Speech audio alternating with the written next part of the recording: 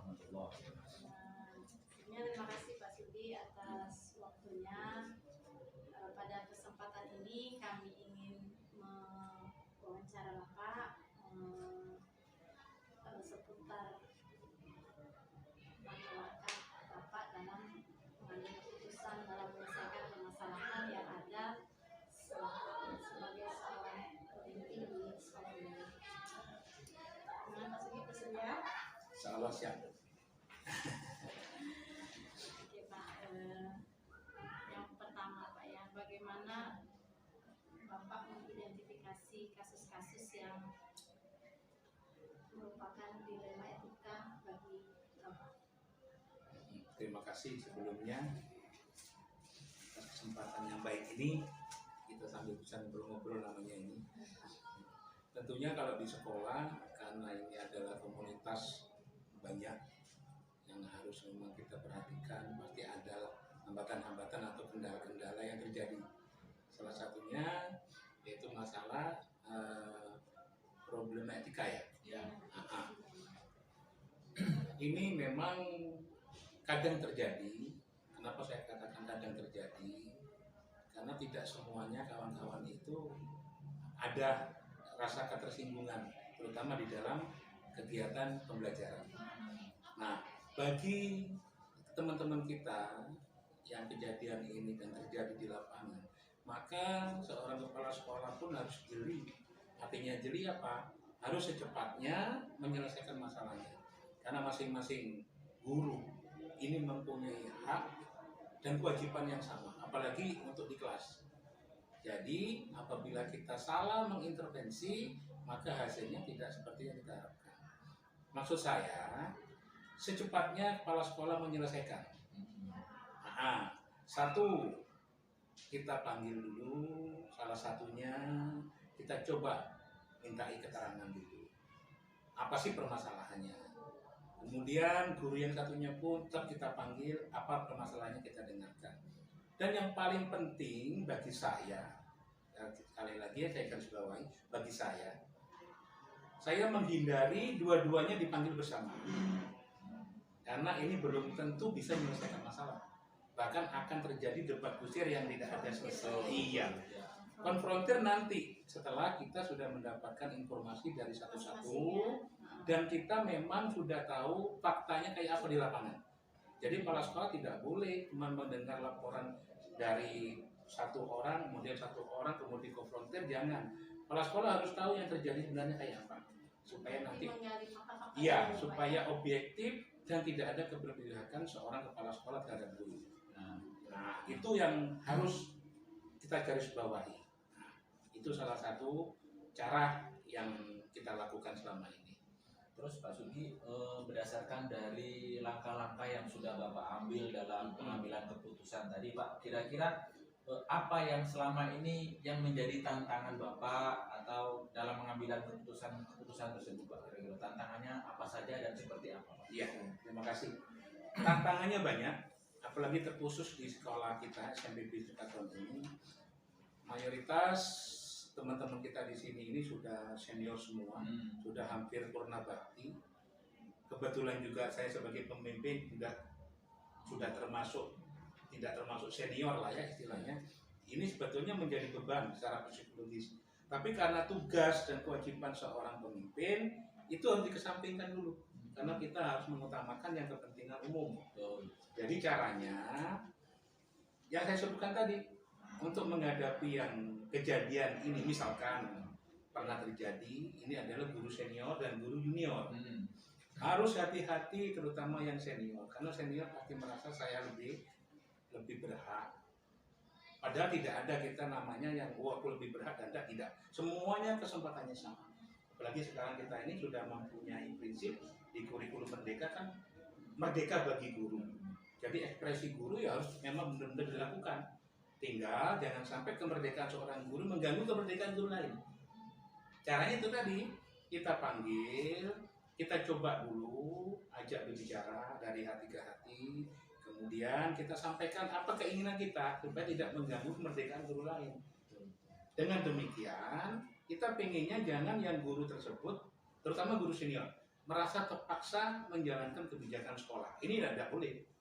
Kita ingin mengetuk hatinya itu, oh ya, berarti yang saya lakukan sekarang ini mengganggu kebebasan orang lain. Kita ingin menyadarkan, jadi jangan banyak memerintah, tapi kita itu mencoba menggugah hatinya, oh iya, ternyata yang saya lakukan ini tidak benar. Kemerdekaan saya mengganggu kemerdekaan orang lain. Nah, alhamdulillah kalau ini sudah terbangun, tidak ada istilah senioritas dan junior. Semuanya saling mempunyai toleransi. Nah, itu yang jelas, itu yang ingin kita lakukan kayak gitu. Baik Pak, dari kasus yang Bapak hadapi selama ini di sekolah Pak, nah apakah dalam menyelesaikannya itu Bapak mempunyai jadwal tertentu atau memang ketika Bapak mendapat laporan ada sebuah masalah atau kasus baik itu dari intern sekolah ataupun dari pihak lain, apakah langsung Bapak selesaikan atau menunggu atau harus menggunakan jadwal-jadwal tertentu? Kan banyak Pak masalah. Iya. Iya, terima kasih. Untuk segala permasalahan yang ada di sekolah, saya tidak punya target kapan harus saya selesaikan, tidak. Yang penting setiap hari masalah harus selesai. Jadi tidak ada, oh ini selesaikan ini, tidak ada. Tidak ada jadwal. Menunggu waktu Pak, ya. Yang penting daripada berlarut-larut ya Pak. Betul. Nah, Prinsip saya hindari masalah dan jangan nyari masalah. Dan kalau bisa mengatasi masalah tanpa ada masalah berikutnya. Nah, itu harus kita lakukan secepatnya. Tidak perlu menunggu karena besok kita tidak tahu apa yang akan terjadi. Nah, jangan menumpuk masalah. Nah, itu yang penting itu. Oke Pak, kemudian Pak ya, adakah seseorang atau faktor-faktor yang selama ini mempermudah Bapak dalam mengambil keputusan? Jelas. Karena keberhasilan seorang pemimpin dalam hal ini kepala sekolah tidak terlepas dari sistem. Sistem yang saya sebutkan ini adalah sistem yang harus kita bangun. Jadi yang membangun sistem ini adalah kepala sekolah. Tidak terjadi sendiri. Meskipun struktur itu ada, di mana-mana pun namanya unit kerja, instansi itu punya struktur. Tapi membangun sistem di dalam struktur tidak mudah. Makanya seorang pemimpin harus menciptakan situasi yang kondusif ini. Ciptakan sistem yang bagus supaya semuanya bisa berjalan, maka semuanya akan mengalir kayak gitu. Jadi tidak ada yang kemudian melempar tanggung jawab dan sebagainya, tidak ada. jadi sistem Pak ya yang Harus yang sistem. membantu Bapak dalam penyelesaian Betul. masalah. Harus dibangun. Dan terus siapa saja Pak? Kalau ini kan di sekolah kan, tentunya Iya. banyak warga sekolah. Iya. Siapa saja yang terlibat dalam rangka Bapak mengambil keputusan tersebut? Nah, iya betul. Dalam rangka mengambil suatu keputusan dalam suatu masalah, di sekolah itu ada banyak masalah. Masalah yang kecil-kecil ya, sampai kesalahan yang besar, sampai yang melibatkan stakeholder. Dalam arti pengguna. Ya. Penggunanya ini saya sebutkan ini adalah masyarakat. Saya contohkan masalah kecil yang sehari-hari di sekolah itu masalah siswa. Ini sudah kita punya, namanya wakil kepala sekolah, bidang kesiswaan, itu kan sudah kita percaya melalui sistem. Ya. Ya, silakan berjalan masing-masing. Apabila ada kendala yang memang harus memerlukan kehadiran kepala sekolah, maka di situ sistem sudah berjalan. Pasti nanti koordinasinya dengan kepala sekolah. Menyangkut dengan guru, masalah KBM, maka kesiswaan kurikulum yang berjalan. Begitu ada memang yang harus dikoordinasikan dengan kepala sekolah, ya harus koordinasi dengan kepala sekolah. Artinya memang melibatkan seluruh warga sekolah Harus. sesuai dengan tupoksi Iya, mereka masing-masing. tupoksinya masing-masing. Nah, cuma satu yang harus paling kita jaga, ini stakeholder, ini kita tidak terlepas dari keberadaan komite. Betul, Pak. Komite ini adalah relasi dan mitra.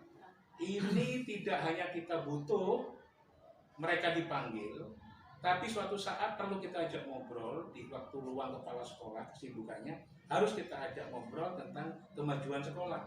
Ini yang paling perlu. Kenapa? Pengguna dari sekolah ini adalah masyarakat, bukan kita sekolah sendiri.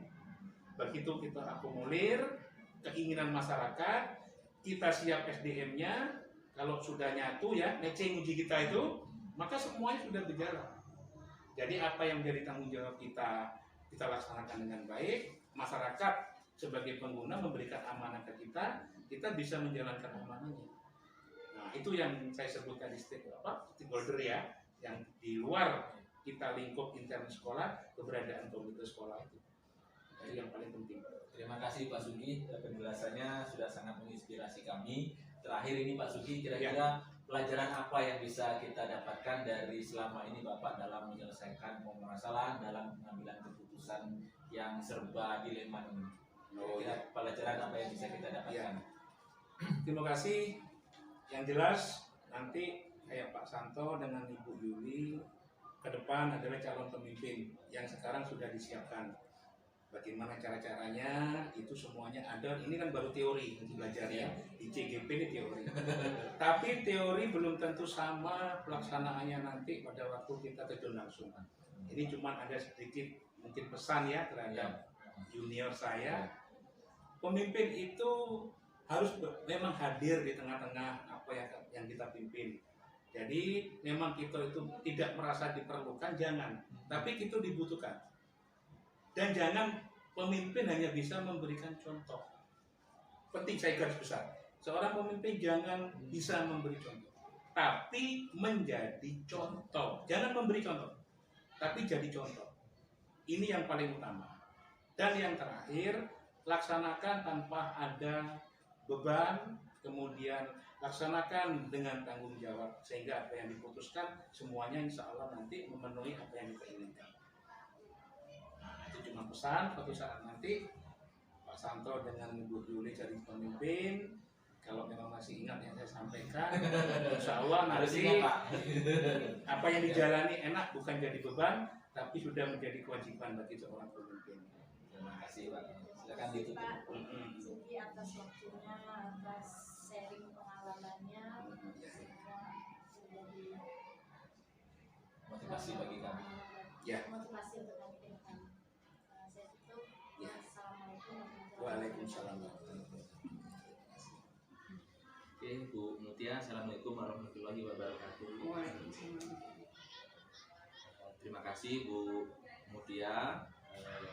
Saya mohon maaf untuk bisa mengganggu waktunya sedikit untuk kita berwawancara pada pagi hari ini.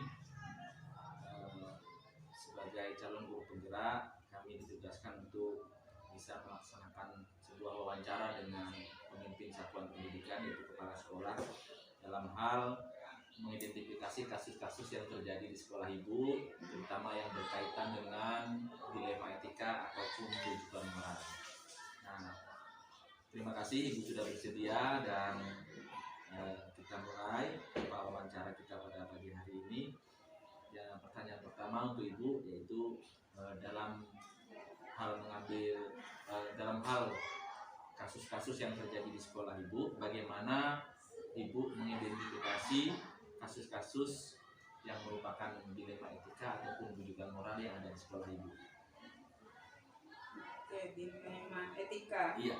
Berarti apa? Dua-duanya benar, tetapi ya kita harus nyari jalan terbaik. Betul. Gitu ya, solusi yang terbaik. Kalau hal itu kita lihat problemnya, ya saya akan lihat problemnya. Misalnya ada latihan anak mau lomba ada latihan misalnya musik. Kalau dia latihan seperti sekarang ada namanya musikal puisi, itu menggunakan alat musik. Berarti itu kelas yang di sebelahnya mau belajar, itu pasti akan ganggu. Jadi kan hari Senin, setiap hari Senin itu kami biasanya rapat kalau ada permasalahan. Nanti ada informasi dari guru, Bu itu bising anak-anak latihannya di sana, kami susah belajar. Nah, saya ambil kemarin solusinya, anak saya pindahkan yang khusus latihan kita pindahkan ke ruangan BK yang agak jauh. Jadi cukup di sana saja latihannya. Jadi sementara karena nggak ada ruangan kosong Pak ya, kita ambil ruangan BK selama kegiatan. Iya, jadi identifikasinya Ibu melalui langsung bertatap muka dengan guru-guru untuk menyampaikan permasalahan apa yang terjadi di sekolah, Bu ya. Oke, terima kasih. Nah, dalam menjalankan pengambilan keputusan tersebut, Bu, ketika ada dua kepentingan yang sama-sama benar, bagaimana cara Ibu untuk mengambil keputusan tersebut? Tadi Ibu lihat dari permasalahannya, ya, kalau kasusnya, bisa ya. Spontan saja kita atasi, misalnya ini besok pindah ke sini kan cepat ya langkahnya. bisa langsung saat itu bisa mantap. langsung Iya, berarti langkah-langkah yang diambil oleh ibu itu secara spontan langsung gitu. Tapi adakah misalnya Bu, kasus-kasus yang tentunya membutuhkan waktu dalam penyelesaian Bu? ya. Tidak menutup kemungkinan selain kasus yang ibu sampaikan barusan. Benar, ada contohnya kalau kasus-kasus siswa. Mungkin kasus siswa ini apa maksudnya bujukan moral Bujukan ya? moral, iya benar. Misalnya kelakuan anak, permasalahan anak, problem anak itu setiap Senin juga kami rapat setelah upacara ada waktu itu kita briefing sebentar kalau ada permasalahan siswa atau guru. Nanti masukan dari sana kita ngambil apakah saya akan ngeceknya apakah guru mata pelajaran sudah memanggil anaknya.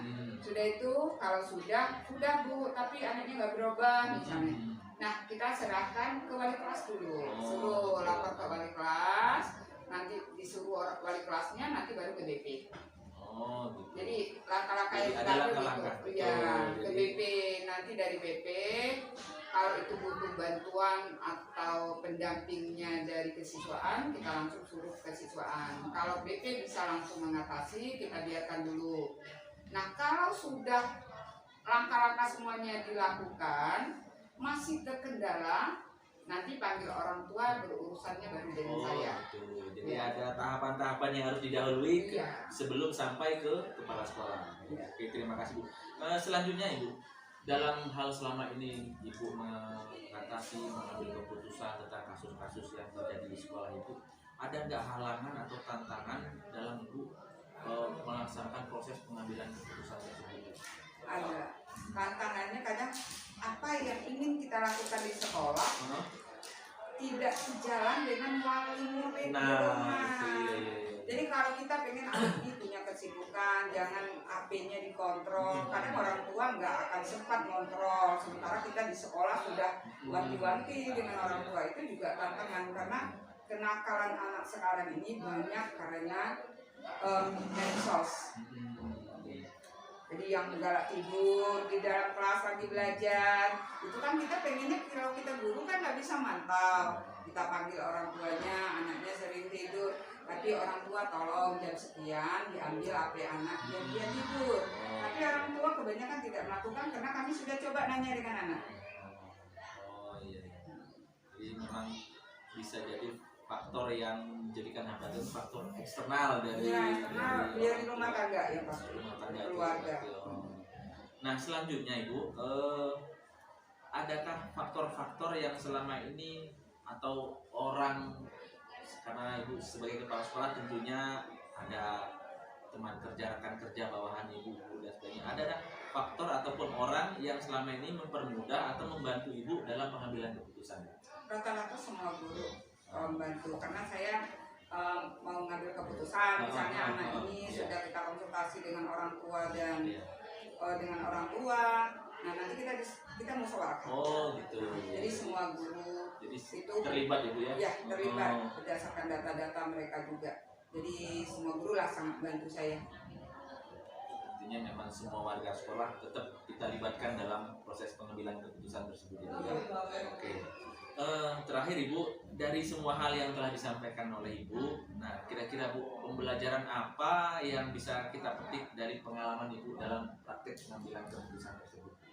Yang penting kita praktek pengambilan keputusan kita kerjasama dan juga selalu saya nggak intinya ngasih tahu guru kita ini bekerja harus dengan hati. Nah ya. Dengan tulus dan anggaplah anak-anak yang ada di sekolah ini anak kandung kita, supaya apa yang kita harapkan terhadap anak kandung kita begitu juga yang kita harapkan dengan siswa kita, karena kita adalah orang tuanya di sekolah.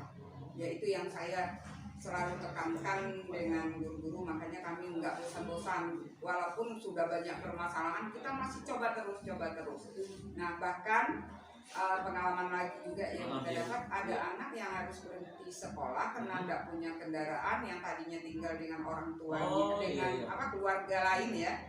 Nah itu saya ambil keputusan, saya ambil anaknya kalau orang tuanya nggak bisa, sudah sampai dia tamat biar tinggal dengan saya, biar ini juga saya lakukan karena kita sudah merasa ini anak kita loh. Kalau tidak kami ambil seperti itu, mau dipindahkan kemana saja dia sekolah, dia tidak bakal sekolah karena nggak punya kendaraan. Kita sekolah nggak mungkin belikan sepeda karena jauh lokasinya.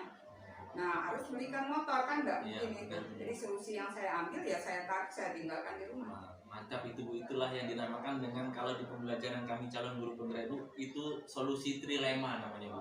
Jadi ada solusi ketiga yang harus dijalankan. Kan seperti Ibu sampaikan tadi, anak orang tuanya nggak mampu ya Bu. Orang tuanya nggak mampu, sementara dia mau sekolah. Nah itu kan sudah jadi sebuah kasus dilema. Sementara kita sebagai guru ingin anak itu tetap sekolah. Nah untuk itu ketika dia nggak mampu mau ke sekolah, nah alhamdulillah ibu punya solusi ketiga. Oh sudah, anaknya ikut saya saja. Nah itu sebuah inspirasi bagi kami Bu, sebagai seorang calon guru penggerak yang nantinya diharapkan oleh pemerintah itu menjadi agen perubahan di sekolah. Nah praktek-praktek pengambilan keputusan yang seperti inilah yang insya Allah nanti menjadikan pengalaman bagi kami untuk bisa kami terapkan juga ketika kami nanti misalnya dipercaya untuk menjadi agen perubahan di sekolah-sekolah yang ditunjuk mungkin nanti. Jadi itu saja Bu Mutia, terima kasih sharingnya, terima kasih pengalaman yang sangat berharga bagi kami. Mudah-mudahan ke depan apa yang sudah disampaikan oleh Ibu menjadikan sebuah inspirasi, motivasi bagi kami sebagai calon guru penggerak untuk lebih bergerak lagi untuk memajukan pendidikan di daerah kita. Terima kasih Bu. Assalamualaikum warahmatullahi wabarakatuh. Waalaikumsalam warahmatullahi wabarakatuh. Hai.